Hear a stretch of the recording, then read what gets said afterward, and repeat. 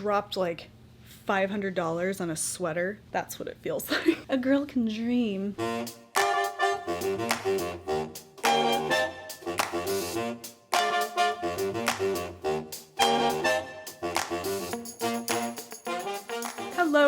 Hello. Welcome back to my channel and the Wool Needles Hands Knitting Podcast. My name is Taylor and I will be your host. This is a podcast primarily about knitting, though I do get up to other fiber-related topics from time to time. I'm coming to you from Henderson, Nevada, which is a little city outside of Las Vegas, Nevada, in the Southwest United States. This is where I'm from and where I live with my husband Brandon, our 6-year-old son Angus, our 3-year-old son Ronan, and our handsome cat Oscar. If you would like to get in touch with me, you can find me over on Instagram at TaylorSeekingCozy. I'm also on Ravelry as Taylor Earl. You can email me at woolneedleshands@gmail.com, and all of that information, as well as all of the links to everything I mention here on the show, can be found down below in the description box. I am also the proud owner and dyer of Fiber for the People hand-dyed yarn, and you can learn all about Fiber for the People by heading over to Instagram and finding at fiber.for.the.people.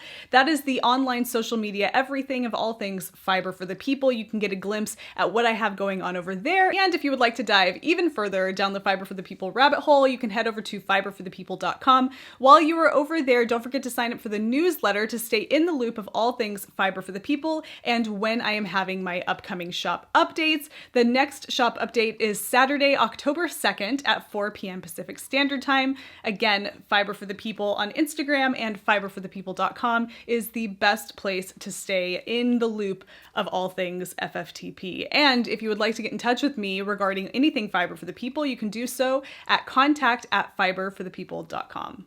Welcome to episode 52 of the podcast, you guys. I am so happy to be back with you. It has been about 3 weeks since we chatted last, and I have so much to share with you guys. I have one finished object to share with you, and I have another sweater that I have casted on in between last episode and this episode, and I am so close to being finished with that as well. I'm going to be sharing all of that with you, plus some fun tidbits at the end. But before we get started, before all of that, let's get up to speed with the Wool Needles Hands Year of Knits Make-Along 2021. There is a Ravelry group associated with the podcast, and you can find that by heading over to Ravelry, going up to the groups tab and searching Wool Needles Hands, a knitting podcast, or just Wool Needles Hands. You can join over there and get involved in the year-long knit-along that we have going on right now. It is a very simple, flexible knit-along. You can double dip, triple dip, any of that you want to do. It's just where we are sharing our knits, our makes, whatever we're working on that's fiber related over in that community to create kind of a camaraderie with the people that are a part of this podcast. It's very easy to get involved, and there are lots of categories to choose from that you can use to submit your projects. So head over to the Ravelry group, join there, get involved. I did mention on the last episode of the podcast that I was going to be doing a giveaway. So stick around to the very end of the episode and I will do that giveaway. But in the meantime, let's take a look at some of the finished objects coming out of the Wool Needles Hands Year of Knits Make-Along 2021.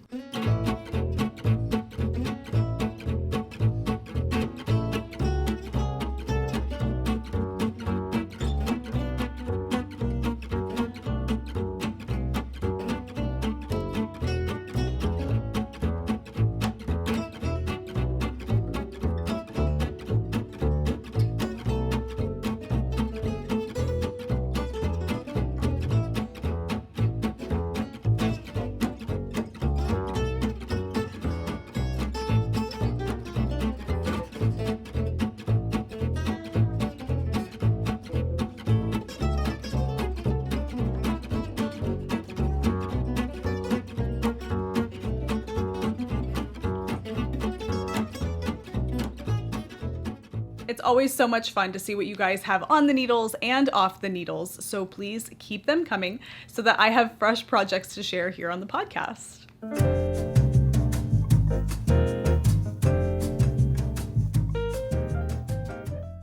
Okay. Let's get into things. So we are here at the Slippers and Sippers segment of the podcast. Today I'm without slippers. It is a very warm day. I'm not even going to apologize for it. I'm just not wearing anything on my feet right now. But I am sipping on my favorite go-to simple grocery store tea, and that is Bigelow Orange and Spice. And if you have been following this podcast for any length of time, you'll know that that is my favorite Bigelow tea. It's actually just kind of if I had to, be on a deserted island with only one kind of tea, I think that that would be what I would take. It's not glamorous or anything like that. It's just, it is what it is, and I love it. And it gives me all of that fall, kind of almost, not even just fall, like Christmassy vibes. And I just really felt like that right now. I'm wearing some fall colors. I have some other fall colors to share with you guys today. And I'm drinking a fall inspired tea, hoping that all of that will sort of will fall to come a little faster, because the temperatures have been just unusually warm for this time of the year, and I'm so ready for that to be over. So that is what I have going on in my cup. I hope you have something to sip on that is cozy or refreshing, whatever works for you, because I have a lot of fun things to share with you guys today. Oh, and also, before I forget, this is a new mug. It was one that I picked, well, okay, so it's pretty new.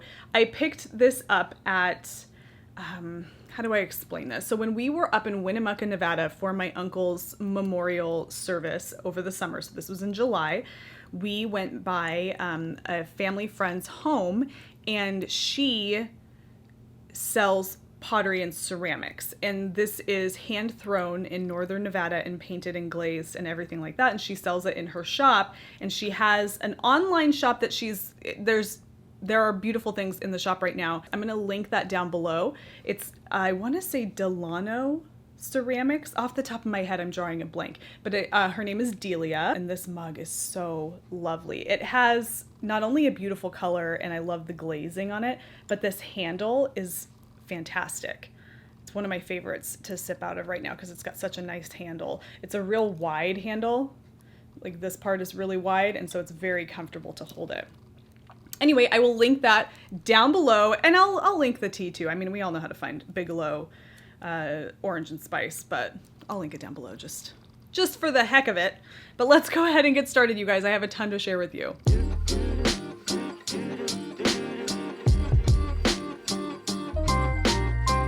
Okay, if you are following over on Instagram, either Fiber for the People or Taylor Seeking Cozy, you have seen that I have recently completed my no frills sweater. This is a sweater that is about 2 years in the making. I started it in 2019. Yep, 2 years. It's been on and off my my lap, I should say. But I finally just decided to muscle through it and get it finished because I didn't want to go another cool season without having this to wear. And I am so happy that I did. I love this sweater. Now, before I show you the sweater, I want to share a few notes, a few things that that I've thought about now, looking back on the process, and also just now being finished with the sweater, some things that have crossed my mind. And also too, reading some of the comments of others that have commented on the completed object that I shared on Instagram, just some things that have come to mind. So again, this is the No Frill Sweater by Petite Knit. It's a gorgeous garment. It's that perfect crew neck pullover that you just want to be able to throw on and have it be cozy and go with everything. And it is that and more. It is very much that. It is what you want it to be and what you expect it to be. Here's what I will say. Knitting this, I mean, there's nothing about this pattern that is complicated. It is a perfect design for a first sweater or a first garment. It really is fantastic. I will just say that there's something about the combination of the base yarn that I used here and the mohair, that weight. And this is very much yarn specific. I'm sure that if you used a different, yarn, it might not be the same, but there was something about that weight and the needle size that just kind of got to this point where you felt like you were slogging through it. It didn't just fly off the needles. It was just rounds and rounds and rounds of stockinette. There's nothing complicated about that, but that rhythm that you kind of hope for, wasn't always there. Sometimes it was, but sometimes it wasn't. And that's, I think, why I set it down. I would love to hear your insight if you have knit this before, because I have heard from several people so far who said this is a product knit 100%. You knit this because you want that sweater when you're done, because it is everything. But the process, it's just not all that exciting. What made this really fun for me was the fabric that I was creating. It was the two yarns that were being paired together, and I'll talk about that in just a second. But other than that, it was just kind of like you had to work your way through it. I don't know, for whatever reason, I don't really know what it is, but I am not the only person who feels that way.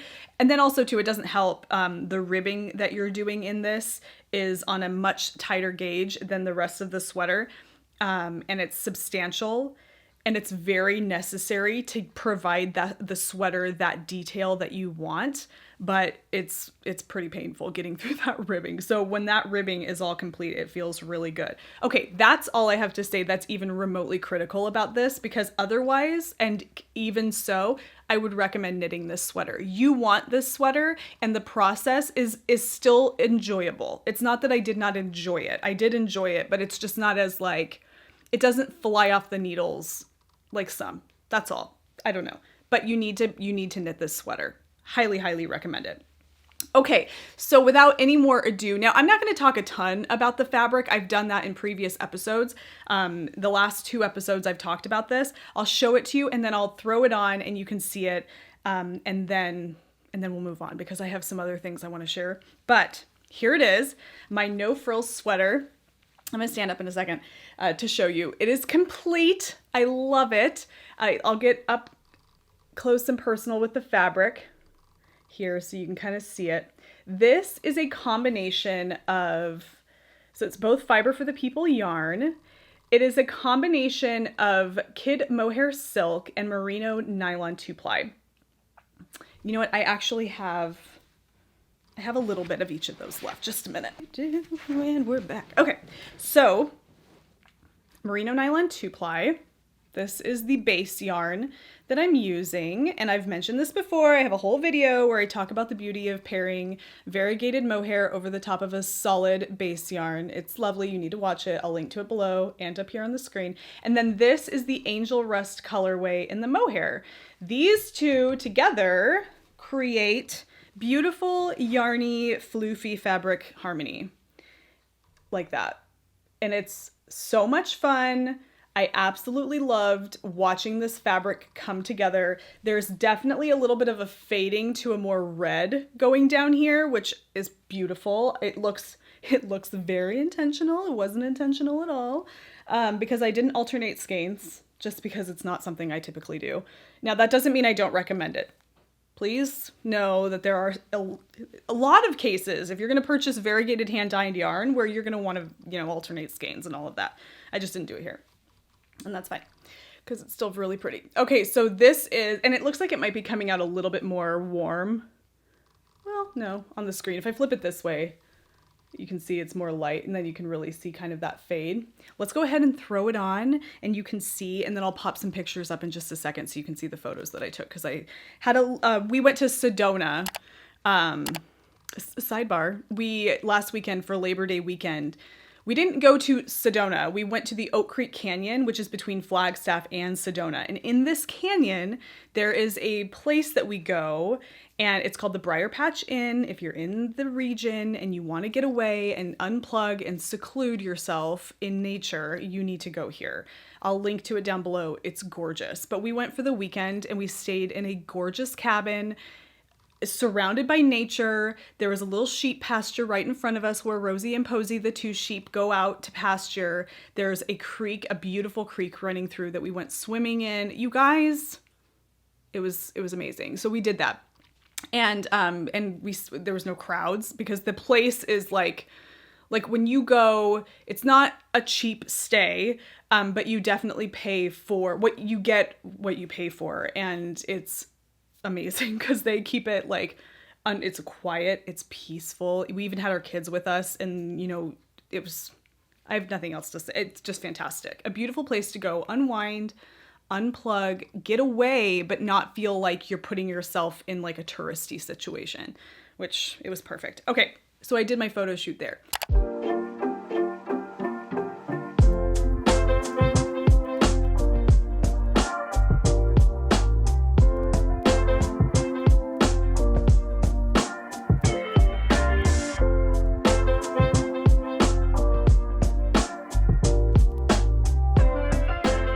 But let's go ahead and throw this on so you can see what it looks like. I'm gonna go ahead and step into the dressing room back here. I'm all the way behind my ottoman. I'll get a little bit closer in just a second. Oh, and another thing I was gonna say while I'm putting this on. So I don't have any of those little tags that you sew in here so you know which is the front, which is the back. What I usually just do is line up the bottom hemline, and once that's lined up, your neck, if you did shaping, your neckline will then, you'll see what side is the front. But I was thinking a cute way to do that if you didn't want to have to buy little custom tags is to, is to sew a little button back there on the inside. I'm wearing shorts today because it's a little warm. I wouldn't necessarily wear shorts, but okay, so let's get in there on the, okay. All right, so here it is. This is my no frills sweater. Sure hope it looks okay. Can't really tell on my tiny screen, but I know that it does because it's a great sweater. But yeah, this is it. I'm gonna roll my ottoman out of the way a little. Oh, you guys, it's super toasty warm, I'll tell you that much. But it is so comfortable, so beautiful. Let me come up a little closer. Oh, you guys. Oh, it's lovely. It's luxurious. It feels expensive. Do you know what I mean by that? Like, it feels like you went into some kind of like, I don't know, ski shop in like Telluride and dropped like $500 on a sweater. That's what it feels like. A girl can dream. But yeah, I love it. I really, really do. Highly recommend it. The crew neck is not so snug on your neck that you feel like it's not choking you, but it's not like too tight on the neck. It's nice. You could wear a nice little crew neck t-shirt underneath it if you like that look, or something else if you want to have a little pop of color peeking out of the top. The sleeves are, the way that they're shaped is perfect for my body. It works really well.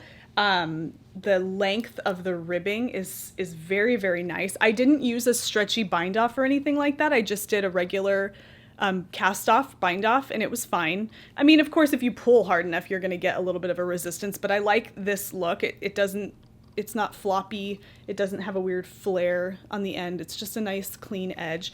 And then the bottom hem, same thing. It's very, very clean. The width of the hem, now this shirt that I'm wearing is kind of bunching up under there, so you'll have to excuse that. But otherwise, the width of this hem is so that it really lays nicely.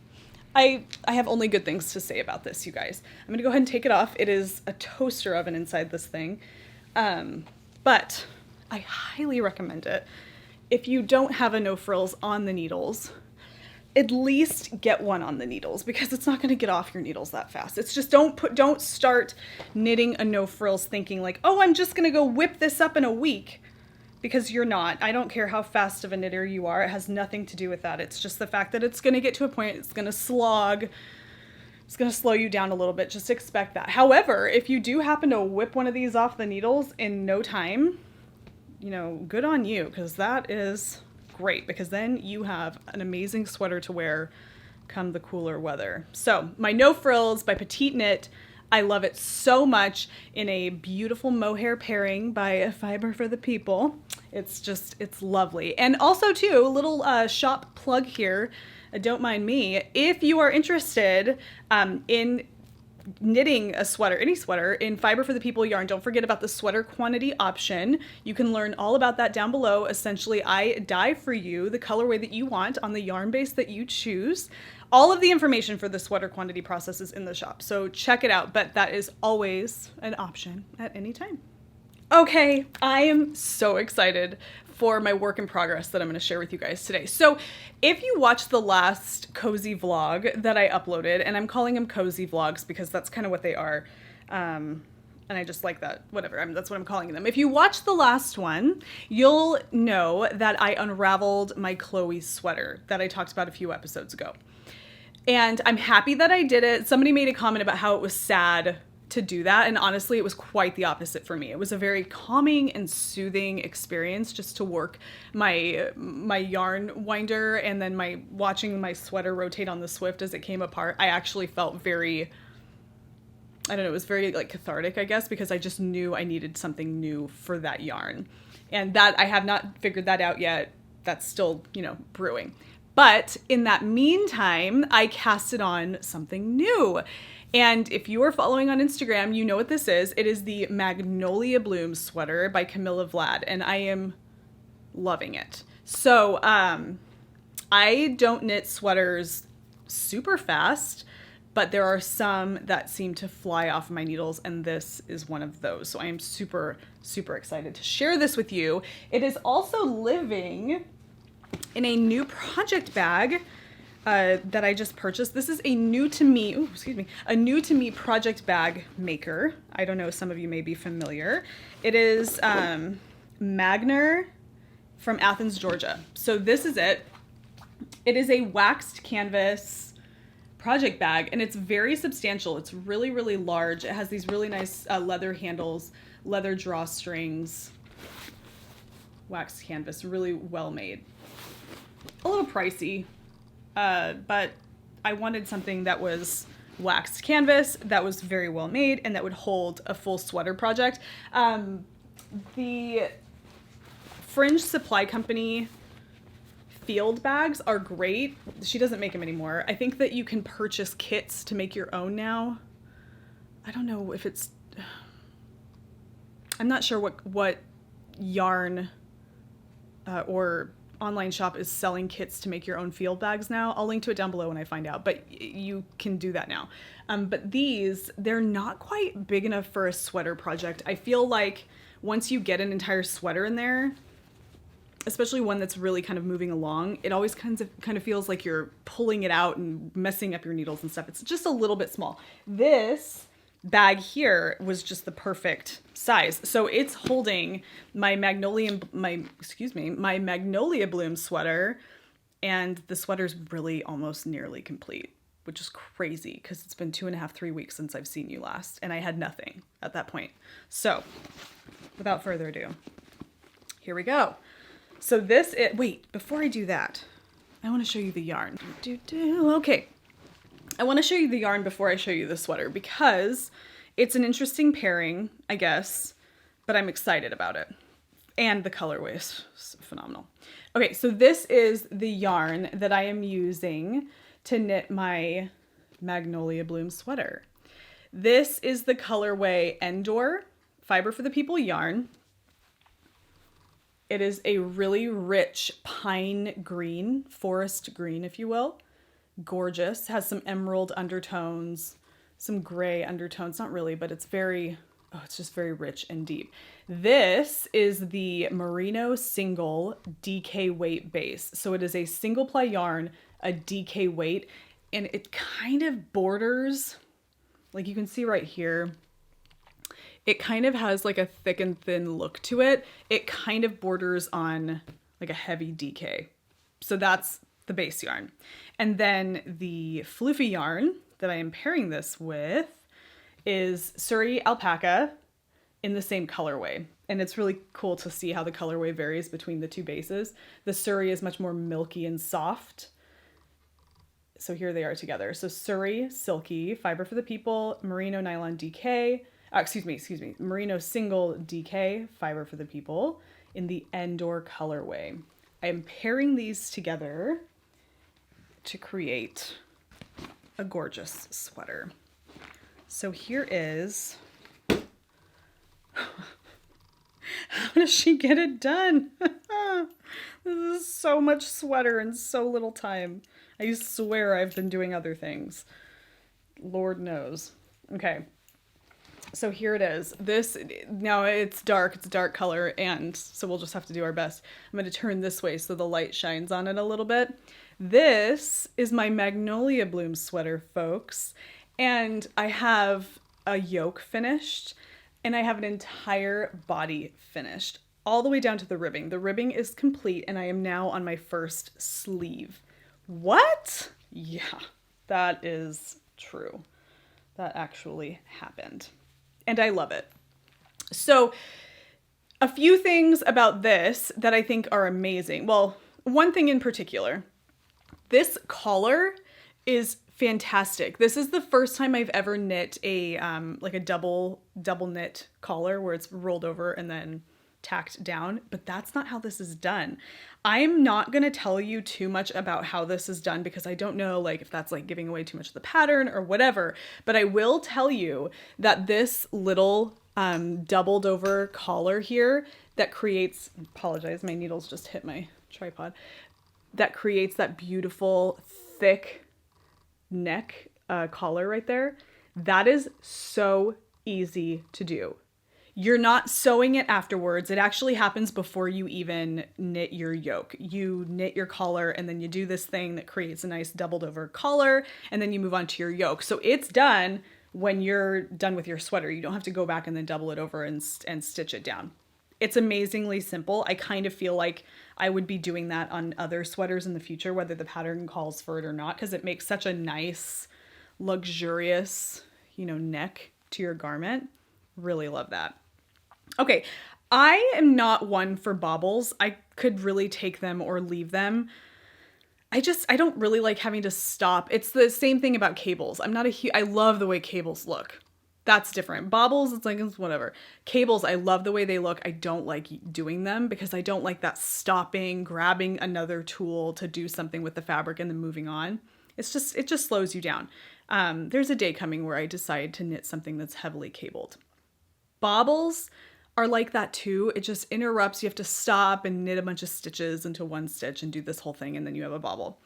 They're just not my favorite, but I really love the texture that they add to this piece. Now, the yarn that I'm using is not ideal for baubles because it's a single ply, and that's okay. It doesn't bug me. I definitely notice like my baubles are a little, I don't know, they look like mutant baubles. They're not the cleanest little baubles. I don't know. But they're okay because they're there. I have to occasionally go through and like pull them out so you can see them. I don't know if there's a way after the fact to enhance your baubles. If you have a way to like enhance baubles after the fact, I would love you to share that with me down below in the comments because that would be nice to be able to figure out how to do that. I was even thinking like, can I just take some yarn and like wrap it around there so it makes it stay? But it doesn't really bug me that much because it adds just enough visual interest to the fabric and it does what it needs to do. I think that this design is beautiful, and if you decided to do it without baubles, it would still be beautiful, but I really think the baubles kind of add that special something to the beautiful lace work. And then the lace work is really fun and intuitive to knit. It's not challenging. It doesn't seem like you don't slog through it. It's very rhythmic and a lot of fun, very enjoyable. I worked through it very quickly. And then the yarn pairing. I love the way this yarn works together. So again, it's that Surrey Silky and then Merino Single DK, which is 100% superwash merino. So it is superwash. I definitely took that into consideration when I did my gauge swatch because I do know, and I washed my swatch. I don't have my swatch with me, but I knit 2 swatches because I wanted to see how the 2 different needle sizes were going to work for me. And I washed them, and you really get to see how that fabric's going to react to a wet block when you do it with your swatch, because you see how much it opens up and blooms. And I knew that this yarn would really open up and bloom a lot. Less because it's superwash and more because it's just a DK weight single ply yarn. It doesn't have a tight twist, and so it's going to bloom a lot anytime you get it wet. But after it dried, it brought itself back together and it worked out really well. So I kind of just considered that, knowing that it was going to grow. And this yarn, let's see, this yarn and this fabric is going to grow more widthwise than lengthwise. That was another thing that I considered. So I'm going to throw this on for you in just a second and you'll see what I mean, or I'll explain what I mean when I say I considered that when I chose the size for this. But it really is a beautiful yarn pairing. It has it's so soft and buttery, but when you see the yarn paired together, it has a very like rustic look to it with that Surrey, those like Surrey fibers mixed with a single ply yarn. It has like a lovely rustic woolly look, but it has quite the opposite feel. It's very buttery and soft and sumptuous, and I love it. So that is my Magnolia Bloom sweater by Camilla Vlad. So I want to go ahead and throw it on for you so you can see what we're working with. I'm going to step back here again, leave that there. Okay, so again, let's find out where the front is. You'd think I would just know because of where my sleeve is. It's this way. But I just like to be sure. Yeah, okay. Okay, here we are. Whoo-wee, it's warm. Fix some things. Again, not really what I would wear with shorts. You can see how open it is because you can see the orange of my shirt underneath it.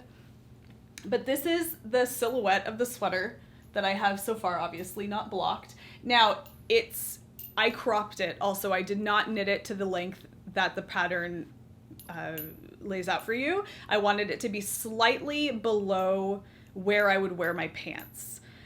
It's long enough that it could go over and you could do a little front tuck if you wanted to, but it's also short enough that if you let it hang like this, you don't feel like it's going over your hips, like where your hips start to curve down like this. I wanted it to be cropped nicely right where like the hem of my pants. So here's the hem of the pants I'm wearing right now, which these are kind of high-waisted, and then this just sits right over and just a little bit below that. And there's no shaping here. There's short row shaping after you do the lace yoke. There's some short row shaping here, but that's it. That's the only shaping you have. And in fact, the sleeves, there's no shaping in the sleeves except for down here when you get to, I don't even know if there's any shaping here. So it's a pretty straight sleeve, and then it has kind of like that balloon look at the very end.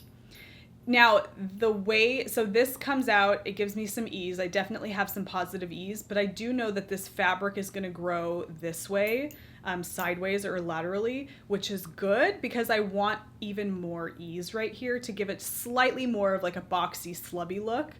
I don't know if slubby is the right word, but just like a more of a boxy, drapey look. So that's going to work out really well. And then of course the lace is going to open up with blocking as well. However, I'm going to come down here.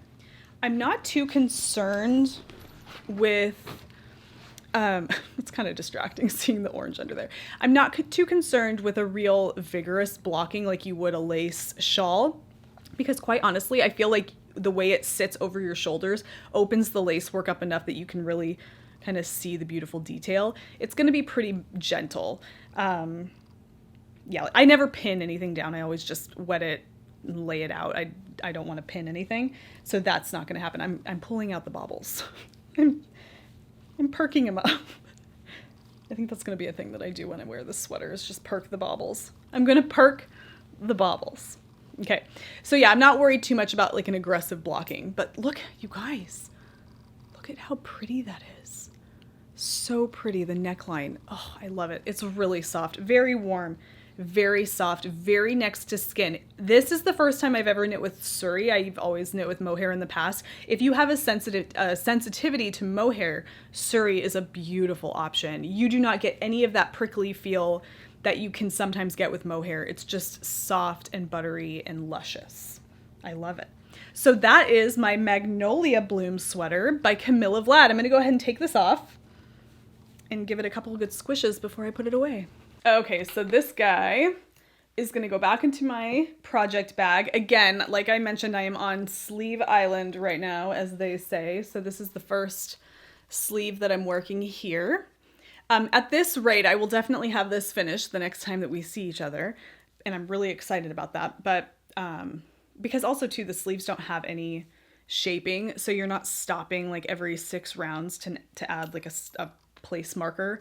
You just knit until it's so long, and then you do your ribbing and you're done. So that's where I'm gonna leave off with this, and it should be finished next time we see each other. Okay, before we move on to the last segment of the podcast, I wanted to do a little bit of project forecasting. I recently watched, so Stacy, gosh, I don't know what her last name, I want to say it's Ellistone from Stress Knits. She's a yarn dyer. She has the Stress Knits podcast. She has a channel here on YouTube and she does a little podcast, and she showed off her Illuminate by Andrea Mowry, her pullover. And it was the first time, so I had seen Andrea's photo of the Illuminate, her sample, on Instagram when she was promoting it like a month and a half ago, maybe not that long ago. And it's kind of got like a blue vibe. And it's beautiful. The color work motif along the yoke of the sweater is gorgeous. It's one of the more eye-catching ones that I've seen. And I've been wanting an eye-catching color work pullover to knit. And that one just kind of spoke to me. Not only the motif, but then when I saw Stacy share hers, I was completely inspired by the spin cycle yarns that she is using in hers. So hers is very kind of, the spin cycle is really warm and rusty, but then her Surrey that she's using, her palette is very earthy and kind of subdued. And I loved that.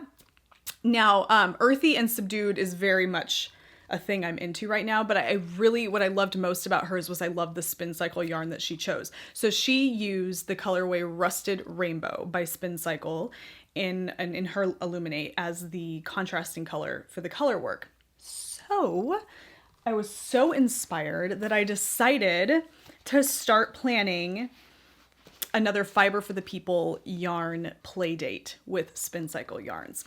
And so I ordered what I needed for an Illuminate pullover of Rusted Rainbow by Spin Cycle. So here is Rusted Rainbow, Spin Cycle yarns. This is dyed in the wool, so this is a sport weight base, 200 yards, and it's gorgeous. Each skein is slightly different than the other. That's pretty much that's the nature of hand-dyed yarn. That's really kind of the nature of the way that they dye their fiber before they spin it. But they're all so beautiful. So this is called Rusted Rainbow, and it has it has all the colors of the rainbow in there, but they all have a really warm tone to them. So the whole thing has like a very rusted out vibe to it.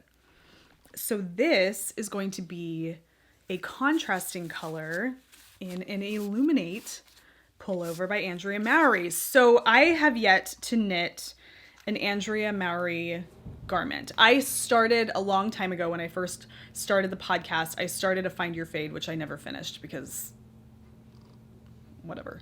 And so that was like my only experience with an Andrea Mowry design. And as we all know, I'm now considering the stripes pullover, but that whole stripy garment thing is still, like I said, brewing. So I haven't decided on anything with that yet.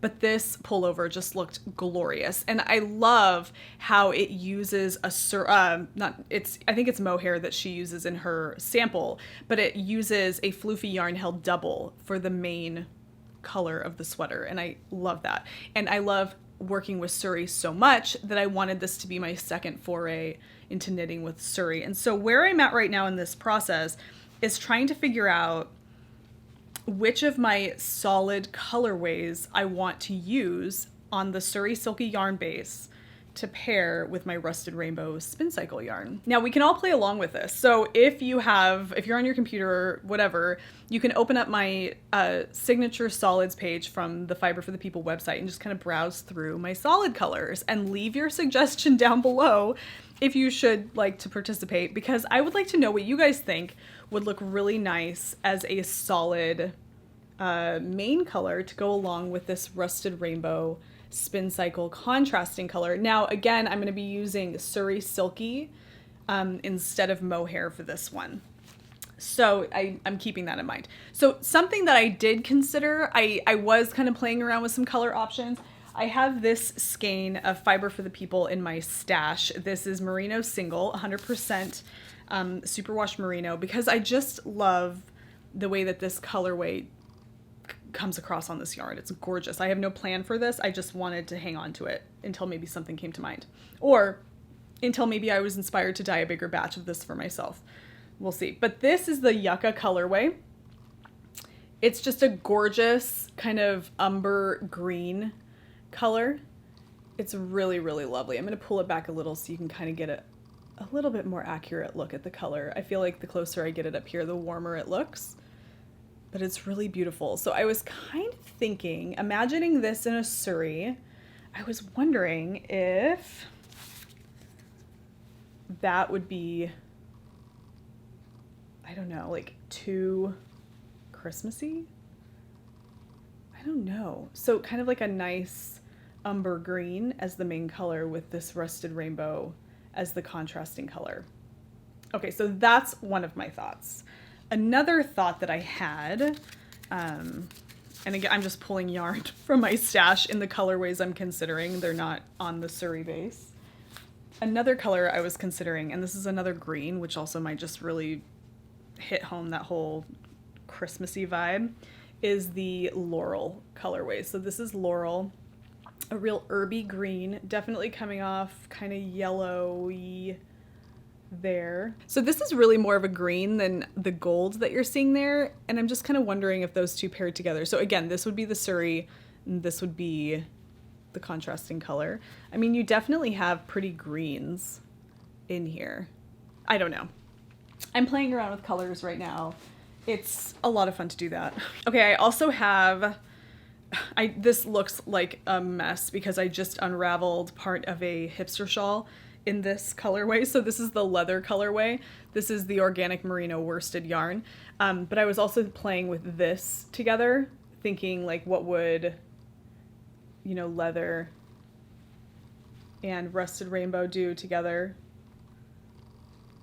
Yeah, I don't know. I mean, I love the way that looks. It's hard too because you have to think that this is going to be Surrey, so it's going to have a little bit of a different look. It's not going to have that shine and luster that a merino would because Surrey is just kind of naturally matte. So I'm considering, please let me know what you guys think based on the Fiber for the People Signature Solids collection. What do you think would be a fun contrasting color, or main color to go with my Rusted Rainbow Spin Cycle yarns? Because this is my first time using Spin Cycle. I'm super excited to try it. And that's going to be the project that I cast on as soon as my Magnolia Bloom sweater is finished, which will be finished probably this weekend because that's like all I'm working on right now knit-wise. I think I'll be able to knock it out this weekend. And that will be I'll be going into the fall season with 2 fresh hand knit sweaters. And that is huge for me. I'm just feeling all about the sweaters right now. That's all I really want to knit. I do have a couple small projects on the needles that I'll probably be talking about in the next episode of the podcast and sharing a little bit more on Instagram between now and then. But I just really wanted to focus on the sweaters because we're all thinking about sweater season and fall. So why not really think about the sweaters? So that is what I have going on right now. That's what's on my needles. That's what I'm planning on having on my needles very soon. Please comment down below. Leave me your suggestions for yarn pairings. I look forward to reading them. But let's go ahead and move on to the last segment where we have a giveaway, or a make-along giveaway, and some little odds and ends that I want to share with you guys.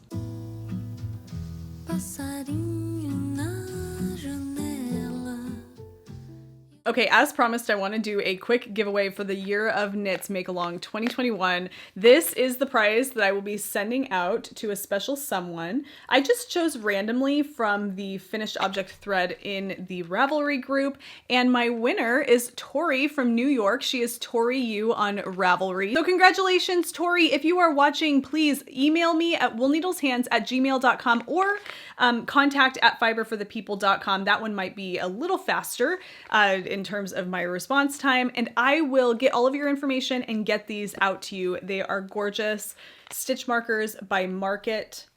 Love it. Thank you so much for participating in the make along. I will be doing another random giveaway down the road, so keep posted for that. In the meantime, if you want to participate in the make along, head over to the Ravelry group. You can learn all about it over there. You can also use that hashtag on Instagram. I have yet to check to see if that hashtag has been used on Instagram. I will do that right away. So if you are posting on Instagram, you can use the hashtag WNH Year of Knits Make Along 2021, or Year of Knits MAL 2021. So congratulations, Tori. Okay, so I wanted to take this last little section of the podcast To update you on my reading, which isn't a huge update because I have not made a lot of progress on my most recent book. So I am reading Heartstone right now, which is a CJ Sansom follow-up to the previous book that I mentioned on the previous episode of the podcast. And there's something about the last few weeks that I just go to bed at night and I'm zonked. So I'm just not making much progress. I usually can't get through, I don't know, like half a page before my eyes are getting really heavy. But I am reading Heartstone. It is the next book in the CJ Sansom Matthew Shardlake series, and I'm really enjoying it so far. I think I'm maybe only 9% of the way through, so I can't speak to it too much. But if you are following me over on Goodreads, if we're Goodreads friends, I should say, you'll see my progress over there, which is it's not much to write home about. But, and I don't know if that's necessarily because I'm so tired and I just don't feel like reading, or if I need like a palate cleanser from like Tudor England murder mysteries and political intrigue. I kind of feel like maybe that's what it is. On our way back from Oak Creek Canyon, we were listening to, so right now the audiobook that I'm listening to is called Mythos. And why am I drawing a blank on the author's name? Very well-known individual, and I should not be drawing a blank. Okay, so my books. Here we are. Mythos by Stephen Fry. Okay, Stephen Fry. He wrote the book Mythos, the Greek myths. I think it's the Greek myths retold. So good. We're listening to it as an audiobook right now. And we've just gotten through all of where he tells you about all of the Titans and then the 12 main gods. And now we're kind of moving into the stories with humans and all of that.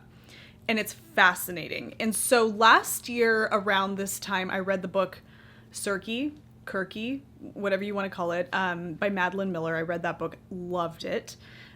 Started reading the, I don't know if it's the book that she wrote prior to that. Oh my goodness. Achilles. Song of Achilles. Started reading that, didn't finish it. It was all right. It was actually quite, the story is really interesting, very like emotional and like romantic and sad and all of these things.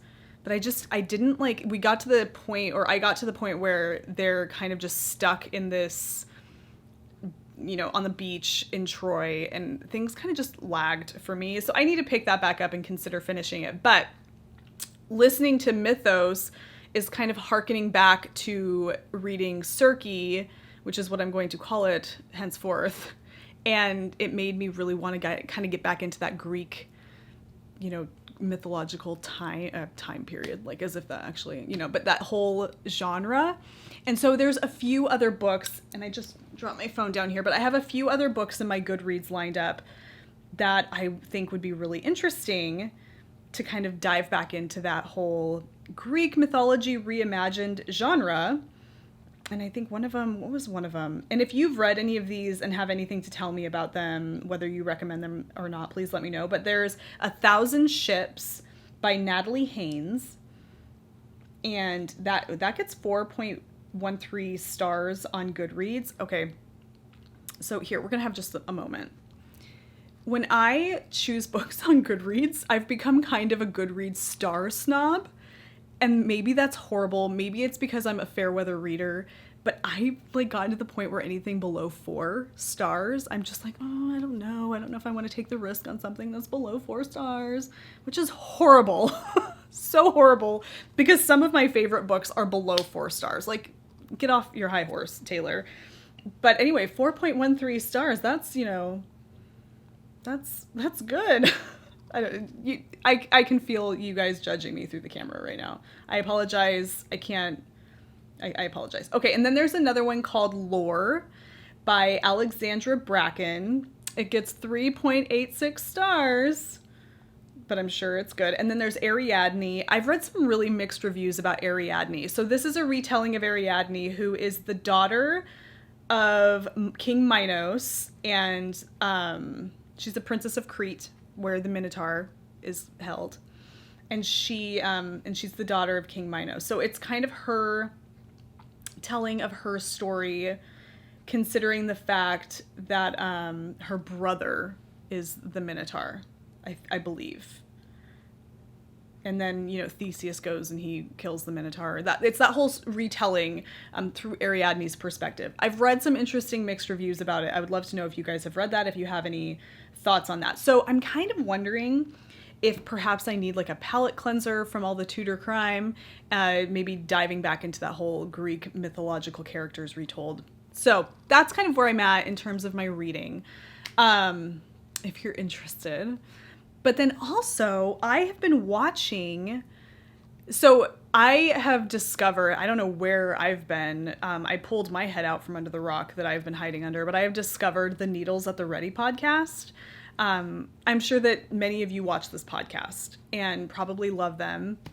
It's Michael and Ray, and they're so much fun to watch. So I've kind of been binging their episodes. If you're not familiar with the Needles at the Ready podcast, you need to head over there and give it a watch, because it's just fun to hang out with them.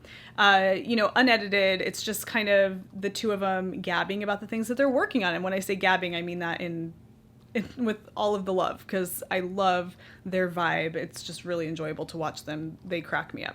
So I've been watching a lot of that. And then I discovered from Masterpiece Mystery on PBS, or whatever your local public broadcasting. It's Masterpiece Theater, but this is Masterpiece Mystery. There's a new series. I'm looking at my notes. Miss Scarlet and the Duke. Yes. Yeah, Miss Scarlet and the Duke. So I just started watching that. I think I'm maybe 2.5 episodes in, and I'm really enjoying it. It has kind of a vibe between Sherlock and Ripper Street. If you ever watched Ripper Street, it's not quite as dark and grotesque as Ripper Street could be occasionally, but it has that humor, and then it definitely has the quirky kind of vibe that Sherlock has. Of course, Sherlock was like modern day, but the theme with the music and the moodiness that Sherlock had, it kind of has that vibe too. It is a sleuthy show. So Miss Scarlet is a female private investigator following in her father's footsteps. And of course, she's met with a lot of kind of like pushback, because she's a woman, and this is during the Victorian England. And so it's just that whole setting works against her in a lot of ways. And it's how she's adapting to her environment, and also to how she's like challenging the people that are challenging her. It's interesting. And it has really interesting cinematography. I don't know how many of you folks are interested in that kind of thing, but I really like to pay attention to what the cinematography and how that's being used to convey a mood in a show. And it's really interesting how they do it in this one. So there's a lot of focus on the color blue. In various different scenes, you can tell that blue is kind of a standout color. And so it's kind of fun to interpret what that's, the message that that's sending in a particular scene. Another thing that's done is the manipulation of lead room. Okay, so in filming and framing, when you have a person on screen and they are looking to the side, like maybe their body's raked against the camera a little bit like this, the space in front of them is their lead room, okay? And typically in framing up a scene, you want the person to have more lead room. And that means you want there to be more space in front of them than behind them. So you want them to be like, so here I am right here, I have less lead room and I have more space behind me. That's typically considered like faux pas, unless of course you're doing it on purpose and with intention. And in the show, they do that. So a lot of times when there's two people having a pointed conversation, you'll notice that person A, for example, is like sitting like this, looking over here. So you know that they're looking at person B. And then person B will then be shown like in the opposite, looking over here. So there's very little lead room and an awful lot of like rear space. And they do that a lot. And it's not every time there's a conversation between two people. It's occasionally, and it's when there is a plot driving conversation happening, when it's a pointed conversation that's really trying to move that plot forward or establish some kind of point. That happens, and you get these moments where you have these two people. It almost is like they're looking away from it's hard to explain, but it's interesting and you will notice it. So if you decide to start watching this show, now that I've brought this to your attention, you're going to notice it. And it's interesting when you notice it, you start to think like, why are they doing that? What is it with this weird angle and like lack of lead room that they're using, that the director is using here? Like, what's the point of that? So I'm trying to, I watch, and whenever I notice it, I'm thinking about, okay, what's happening in this conversation, and how is this being used to manipulate our like perception of things, the cinematography, the music, the color. It's really cool. So I've been watching a lot of that lately while I've been knitting. So I just wanted to kind of have a session with you guys to share some of that with you, to see, first of all, if you have any recommendations on like Greek mythology retold books, if you've read any of the ones I mentioned. Also to direct you to Needles at the Ready if you aren't already familiar with them, because they're fabulous. So if you need some new things to watch while you're knitting, definitely check out some of those things. I will link to all of it down below.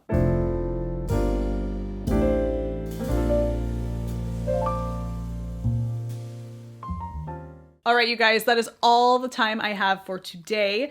I enjoyed this so much. It felt really good to sit and chat with you guys about the things I have going on, some of the things that I have been watching. I hope you guys are well and enjoying hopefully cooler weather in your neck of the woods. Here is to the fall season right around the corner for those of us in the Northern Hemisphere, and those of us in the Southern Hemisphere, you guys are heading to summer, which is, I suppose you are in spring now, heading into summer. That is right. So enjoy wherever you are, be well, take some time for yourself, and enjoy yourself. And I will see you on the next episode of the podcast. So happy knitting, happy making, happy whatever it is you're doing until episode 53 of the podcast. Be well, and I will see you soon. Bye.